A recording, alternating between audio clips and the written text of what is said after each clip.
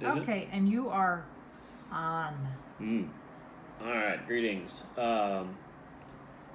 In honor of the upcoming holiday, Thanksgiving, obviously, here in the United States, I have invented, I think, a fall cocktail with ingredients we had here in the house. And the commenter who said, "Why are you bald?" I am bald because there are a few good heads in the world. The rest have hair on them. So,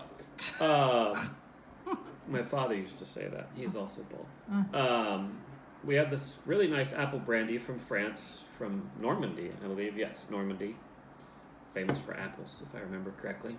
And then we have, this is some nice rye made here in Virginia. Very nice. Spanish vermouth. You don't need to use Spanish white vermouth if you don't have it. You can get white vermouth is fine. There is Italian white vermouth. There is French white vermouth. This happens to be Spanish white vermouth. It has some vanilla and sort of those kind of flavors.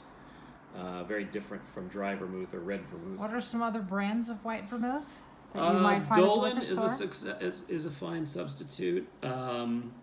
I think there might be a Martini and Rossi, which is probably there okay. is. We've had that in Georgia. And Carpano, which, I mean, for preference, Carpano Bianco. But this is a really excellent Spanish vermouth, white vermouth that we found when we were in Wabash. So, good stuff. All right, this is pretty easy to make. We're going to start with just some, the Dash Fire bitters. Old-fashioned bitters for this, for that nice spicy fall sort of touch. Just a couple of... And I forget, that is their brand of, like, what's the standard old-fashioned bitters? It's a good question.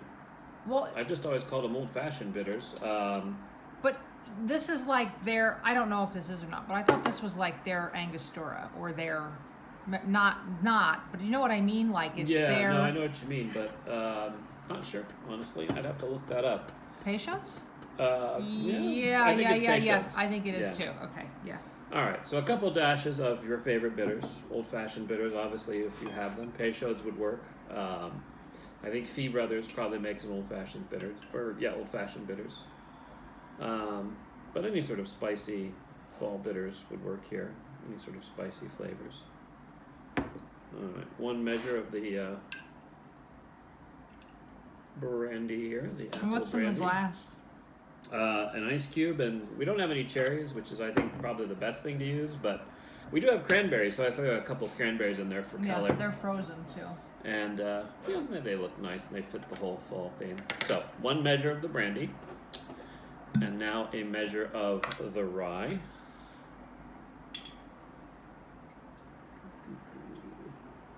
If you don't have rye, can you use, like, I don't know, bourbon or something? Yeah, you could use bourbon if you wanted to, as long as it's not super sweet bourbon. I would not make this with something like Maker's Mark. But, any sort of rye, you could probably even use something like a blended, I don't know that I would do a blended Scotch whiskey. But any, like, not too sweet whiskey will do. Irish whiskey would work in this probably. Rye whiskey of any kind, and any bourbon that isn't too sweet. Okay, so 1 each of those, and then half of your white vermouth. Right in there. Now, this is not a shaking cocktail. This is just a stirring cocktail, so you don't need to get too fancy there. Alrighty. Cap that off. Why don't you shake this? I mean, I suppose you could, but traditionally, I don't think you shake an old-fashioned. Plus, I mean, I think it looks better with the big ice cube. We're going to use our fancy cocktail stir from the Inferno Room in Indianapolis. If you live in Indianapolis, I highly recommend that bar. It's excellent. Good fun. They have a drink that makes volcano noises, which is pretty cool.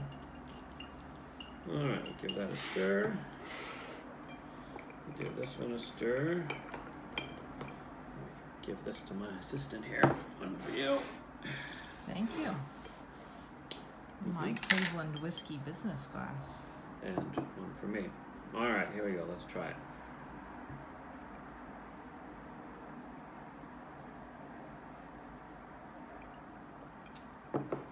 Nice. Now this is a boozy drink. If you don't like really boozy drinks, you probably won't like this because you can definitely taste the booze. Yep. The apple brandy is nice. You can't use cheap apple brandy for this. You Nope. can't use like, Boone's Farm, whatever. It's got to be something decent. It doesn't have to be French, but it has to be real apple brandy made from real apples, or you just won't get the same. You get that nice apple hit, and then you get the spiciness from the rye and the old-fashioned bitters, and just that little tiny bit of vanilla from the white vermouth gives you a really nice sort of warming, nice autumnal cocktail. Actually, the cranberries are a nice look as a garnish. I mean, again, cherries would be fine. Whatever, I mean, I wouldn't stick grapes in there, but if you've got cranberries, you've got cherries, put them in there. How about a cinnamon stick? Cinnamon stick would be great.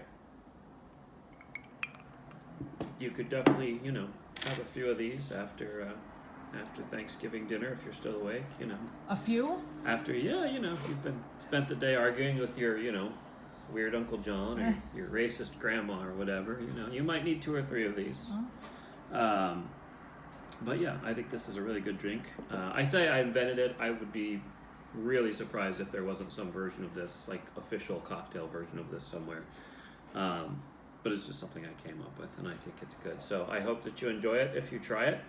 And in any event, I hope you all have a very nice Thanksgiving. Remember to, stay home, wear your mask, do all that good stuff. And maybe next Thanksgiving, things will be back to normal.